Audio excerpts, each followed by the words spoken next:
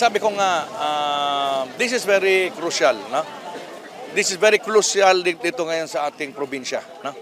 And alam mo, although siyempre nabigla lahat mga Albayanos, renefer ng January 6 sa Comelec Inbank, by January 7, meron ng desisyon yung Comelec Inbank. First time, no? Hindi man lang pinasagot yung complainant. Well, it's very clear that the people want a clear decision on the case of Noel Rosal. They would like to see that all the facts have been looked into very well and that the judgments would be fair.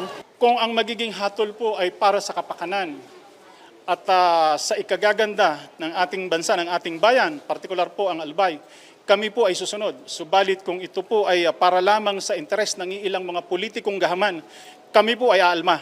Kami po ay lalabas sa kalsada. Kami po ay lalaban sa pinakamataas na anyo ng paglaban. Gagawin po namin yan. Nagtipon-tipon ang mga supporters ng dating gobernador ng Albay na si Noel Rosal.